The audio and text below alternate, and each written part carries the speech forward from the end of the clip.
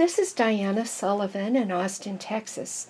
I have a new short row graphic pattern, an Afghan called hexed. This is the graphic technique from that pattern.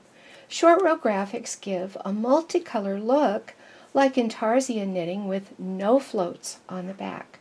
For instance, here's the flying geese design from a previous YouTube video. It's fast and easy to do.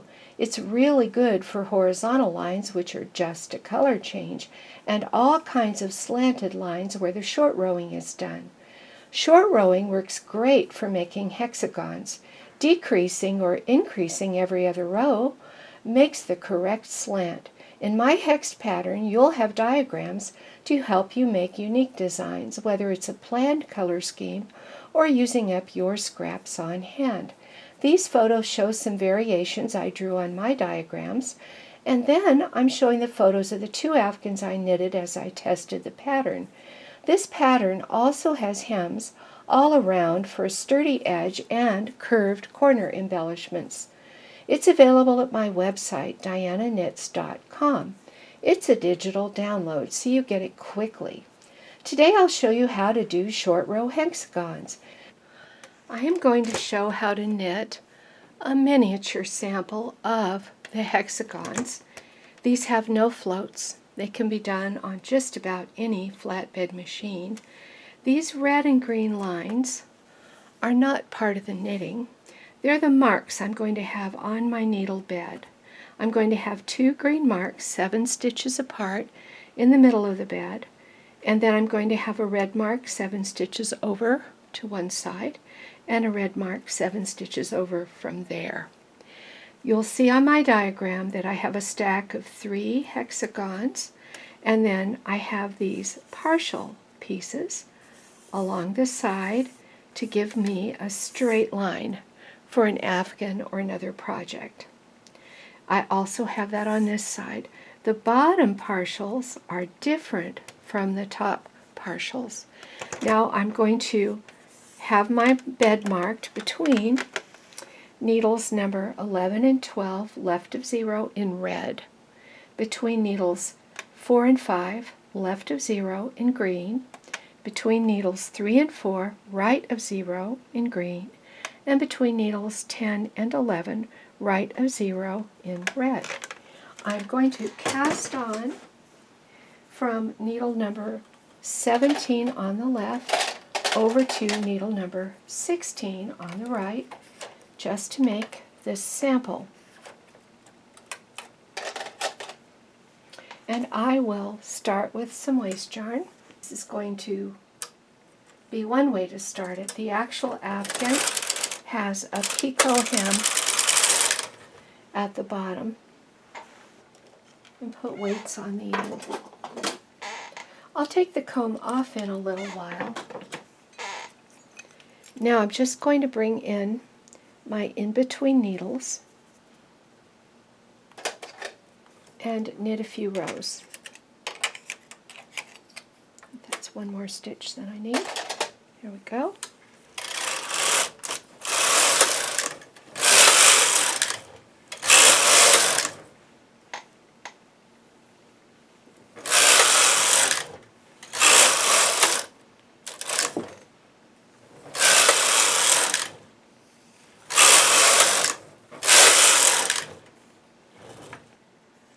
Now that I have waste yarn to begin my sample, what I want to do is something that I very often do with big short row projects. I like to hang weights across the work. So I'll start with one on each end. So here's a weight in the middle, and one in between on the right, one in between on the left. Let's have a look at the diagram. The first thing that we have to knit is this little piece, and then this little piece will be second. These have to be done before the center hexagon because the center hexagon side here is resting on this slant. This is a very easy piece to knit, and by doing our decreases on every other row, I'm going to get just the angle that I need. So I don't have to count. Those marks keep me from having to count and count and count. I can easily go ahead and get started and just use the marks to keep me where I belong. So everything that I don't plan to knit just now goes in hold right over to this green mark. The last two sections on the right are the ones I'm going to start with. And I have to set my carriage for short rowing. So I slide this lever over. If you have a studio machine, you're going to need to move both of the Russell levers out. Be sure to learn what all the controls on your machine do, and don't just rely on the charts in your manual. You'll find that that really saves you a lot of hassle.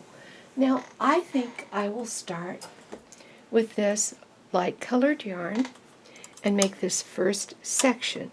So I knit across. Because the machine is set for short rowing, it doesn't knit any of these needles that are fully out. And to do my decrease, I just pull one stitch right here out of work. I just bring that needle out. It's on the carriage side. Then I knit 2 rows and do another one. Decrease, knit 2, decrease, knit 2, decrease, knit 2, decrease, knit 2. This is my last decrease right here because there's my red mark. Then I knit to the right. I can snip that yarn, and that completes this section. I put it in hold because I won't be knitting over those needles for a little while. Now I'm going to look at this section. I can free pass. Since the carriage is set for short rowing, it disturbs nothing.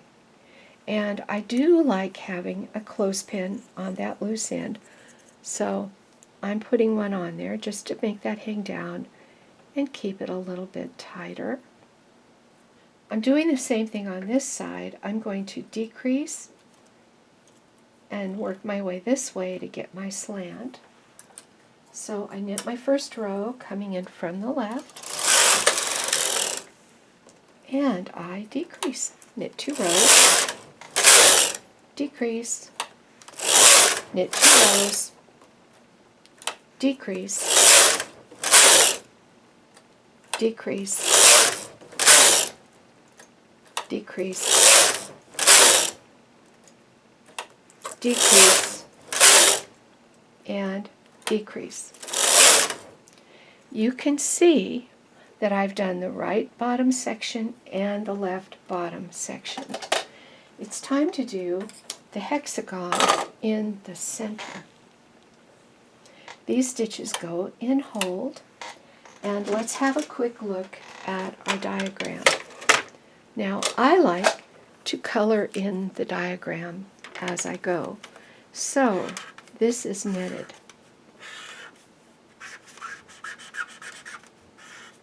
And this one is knitted.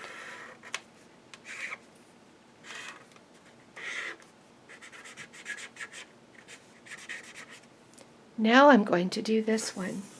Coloring these in regularly makes it much easier for me to keep track of where I am. And I have made mistakes before where I lost track. So I really recommend that you print out your planning diagram that has the marks. This one is going to go between the 2 green marks in the middle. Those will be my initial needles. I'm going to increase every other row up to here. Then I'm going to decrease every other row. I go out to the red marks, and then I come back to the green marks. And that will finish this first hexagon.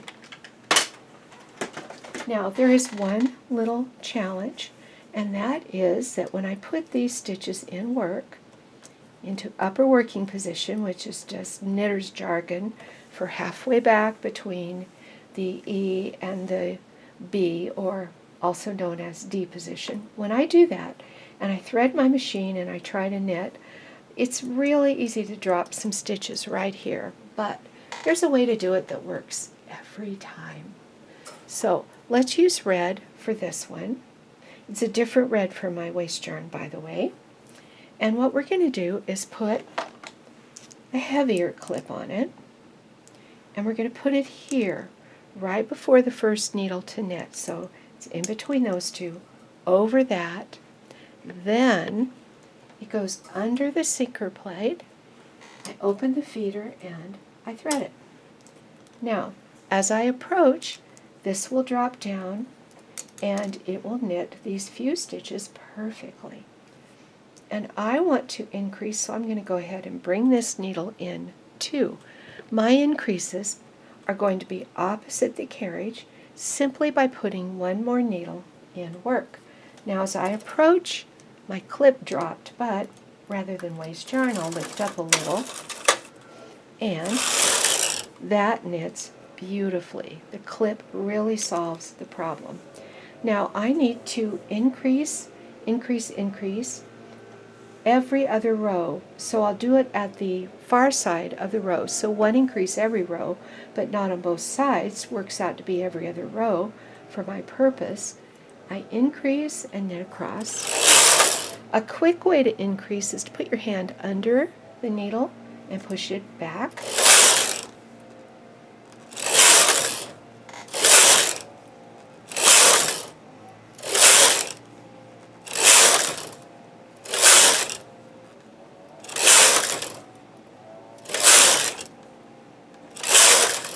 This is the second to last needle before the mark. No, that was the last needle before the mark, and this is the last needle before the mark. And whenever you get to your full width, knit that last row and then see what you need to do next. Now, I need to start decreasing, and I decrease on the carriage side by bringing one needle forward and knitting across. And I'm going to decrease and knit until I get into these two green marks. When we short row decrease, we have more needles in hold, which means less needles are working. And my row gets shorter and shorter.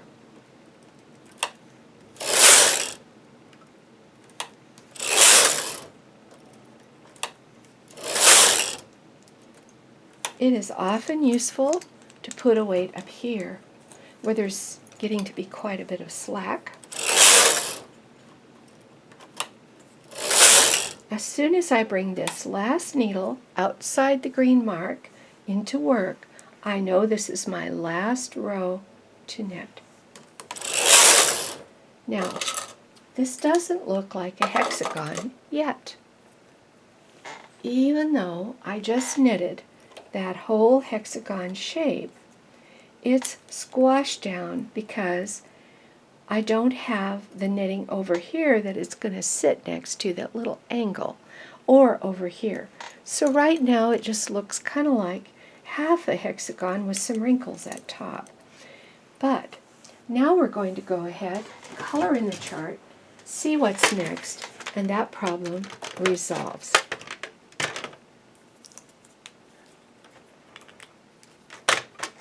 Quick look at the chart. Here's what I just knitted.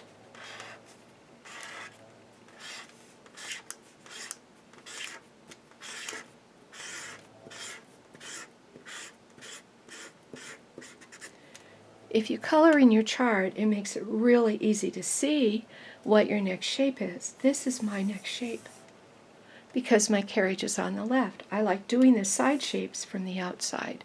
So I have my carriage outside the work and do that piece. And then my shape after that will be that piece.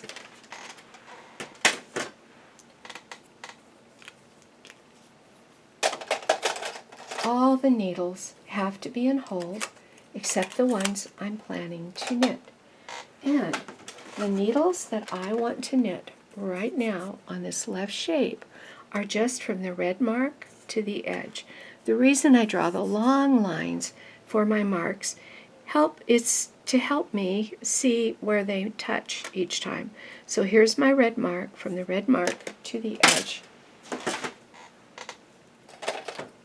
These are the needles I put in upper working position, and I used a kind of a beige that time. This time I'm using kind of a golden beige, and I'm going to increase every other row. Let's have this first row be an increase row. We'll push this needle in, so that'll make my row 1 stitch longer, and then we knit 2 rows after the increase. Then we increase again and knit 2 rows. Increase again and knit 2 rows.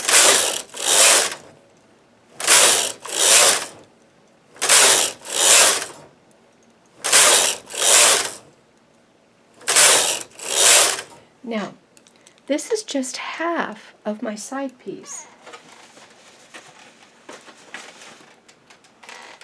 This side piece increases up to here, and that's where I am, right there.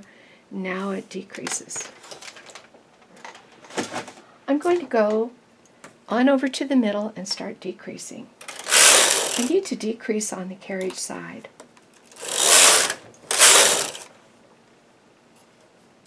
Yarn is just a little tight up above.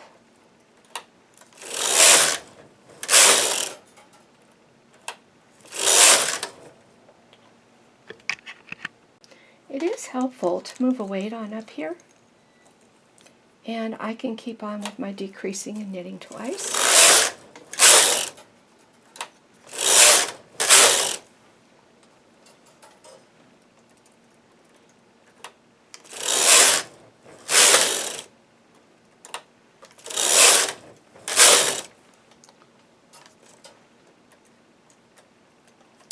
That's my last row. And I'm cutting my yarn because my next shape is going to be on the right hand side, so I have to move pretty far. And these needles go in holds so that I can get to the other side.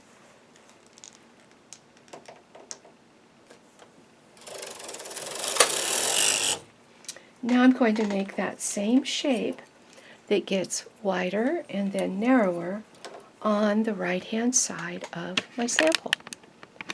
So these are the stitches that go into upper working position. It's from the red mark to the end. I'm going to get that same color. I begin the shape by increasing, so I'm adding 1 here and knit 2 rows. Increase and knit 2 rows.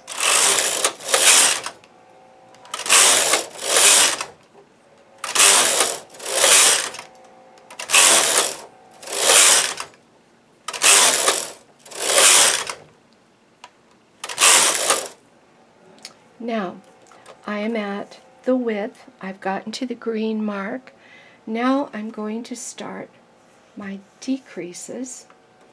So I will pull a needle and knit 2 rows. I always decrease at the beginning of the row. In other words, I do my decrease, my needle that I pull, on the carriage side.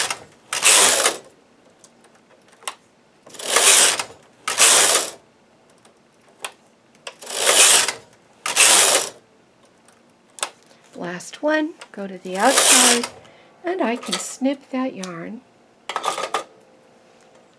I can also pull these needles out to hold. Let's take a quick moment and see what we've got here. At the bottom you see the bright red waste yarn. In the center you see the dark red hexagon, and here's my 2 small shapes at the bottom with my thumbs on them, and my 2 bigger shapes on each side at the top part of that hexagon, and I do still want my weights. So I'll put them on, and heck, I think I'll move them up a bit. Let's go to the diagram and let's mark it.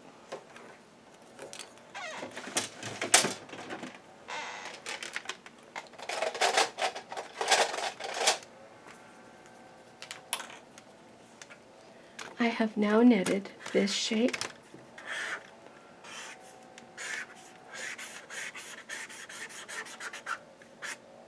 and I've knitted this shape.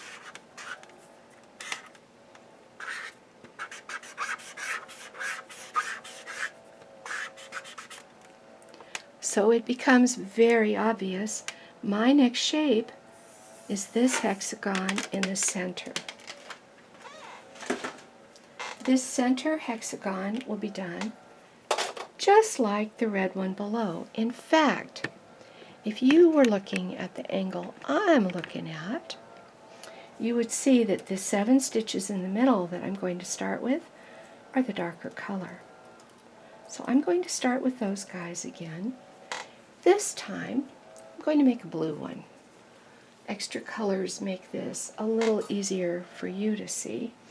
And again, I'm going to use one of my heavier clips so that I can thread and successfully knit by going over the out-of-work needles and then starting my knitting right here and not drop any stitches. So over those, under the sinker plate, open the feeder, put that in, and that's how that needs to look so that that will work well. This is an increasing shape right now. It's going to get bigger and bigger. So I'm going to increase until I get to the 2 red marks. So I'm increasing on this first row, going over, and I'll just keep increasing.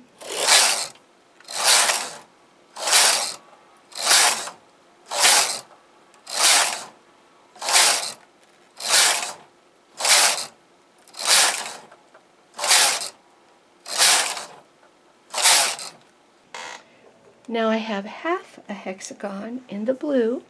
I'm going to decrease at the beginning of each row until I get from the red marks all the way in to the last needle before the green marks. Oops, not that one, this one.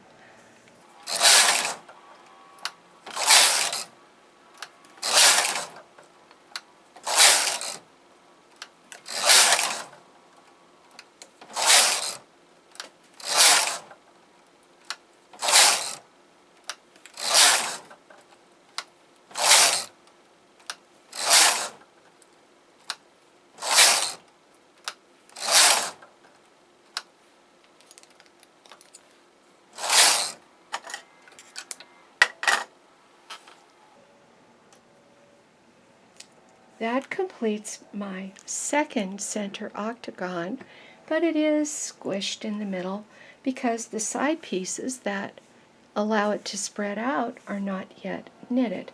It goes in hold. I'll mark it.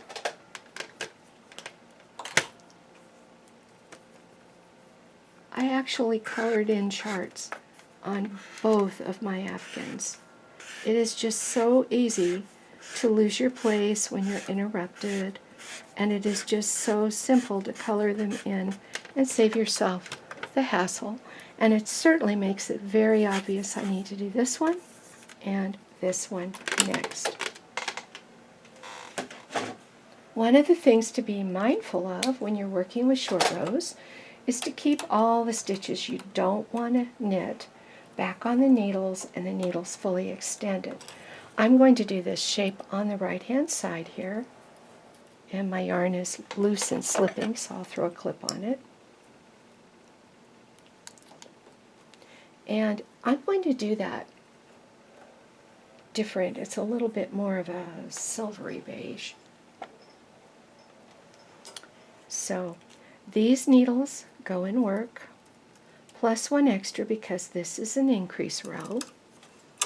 I increase and knit 2 rows. Now you've seen this before, so I'm going to speed up.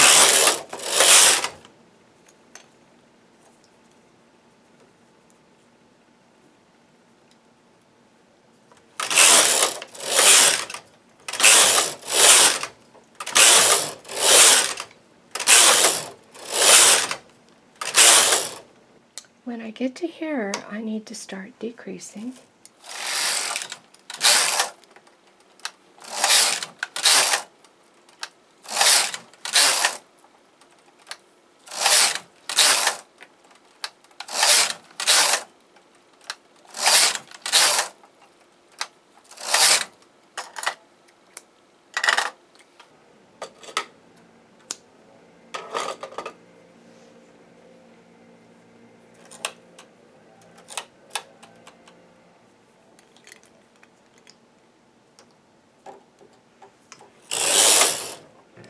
Scooting over to the other side, going to make the same shape, but in reverse. I'm going to increase toward the center and then decrease toward the edge.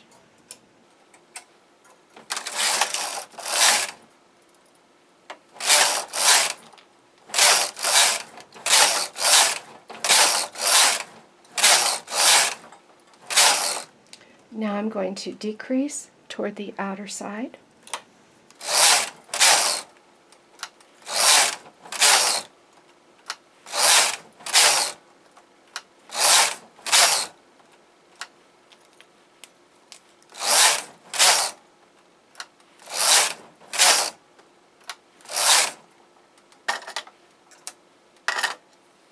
Now I have the two side pieces knitted on either side of the blue hexagon.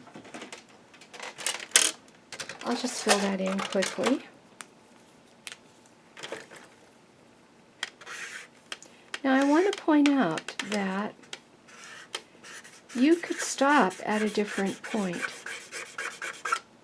You could stop in the middle of this hexagon right here, and that would give you a flat end to your rectangle that you need.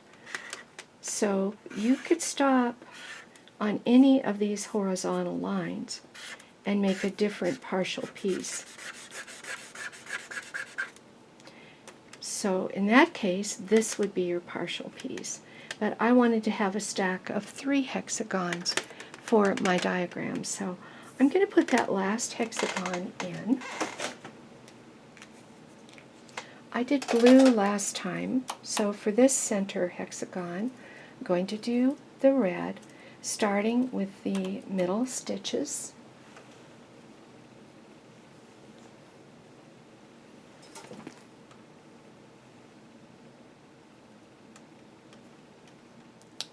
And once again, I need to thread this so that I go over this, then under the sinker plate and thread.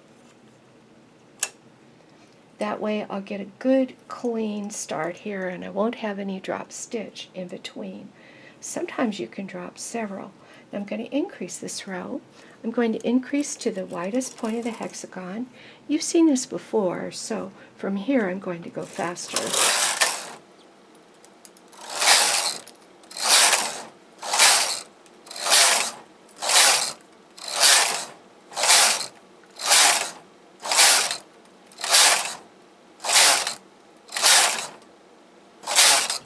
When I got from red line to red line, that was my widest point, and now I can begin my decreasing at the beginning of each row.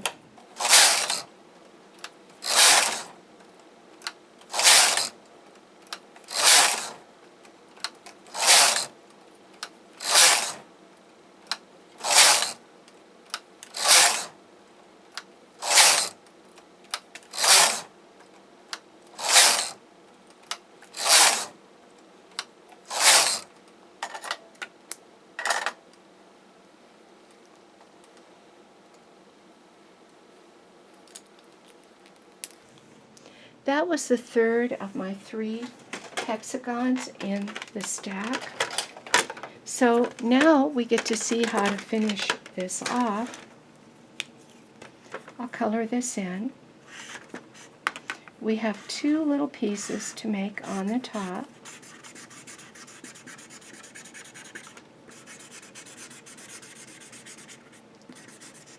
And I'm going to use the light color that is a little bit more yellow, more of a cream color. And I'm going to do the one on the right first since my carriage is over there. I'm going to put needles and work over to the red mark and then increase out. Once the increases are done, I don't do any decreases because this is the top of the shape. Okay, I'm increasing, so I'll add one more here. Increase and knit 2.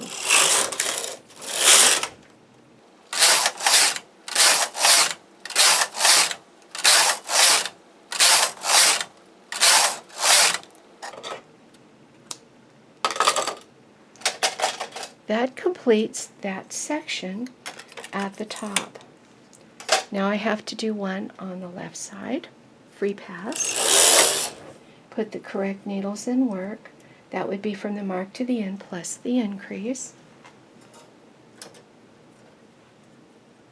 Knit 2 rows. And then increase and knit 2 rows. Increasing inward until I get to the green mark. Last stitch before the mark. Now that completes my shapes.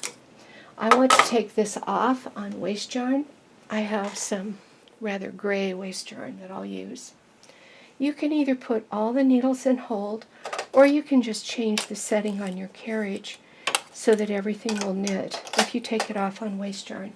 The actual blanket has a hem on the bottom and a hem on the top. I have lots of videos about hems. I have one showing how to do the hem at the end of the work that you might want to refer to for this part. It also has the little corner designs. Here is one of my Afghans so that you can see the corner design.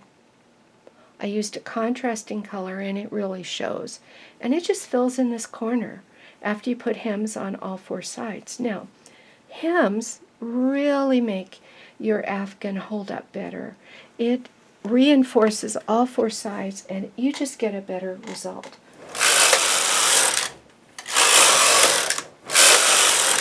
And I think that's plenty of waste yarn. I am going to take all the hardware off this, get it off the machine, and maybe hit it with just a little steam, come back and show you the sample. Here's my finished sample. I put it on a clipboard so that you could see as much of it as possible. I'm really happy with it. I hope you'll try this. There are no floats. There are definitely Insta-hide though. And be sure to check out my resources for machine knitters at the end of this video. And also be sure to subscribe and punch that notify bell so that you'll know when I have a new video coming up.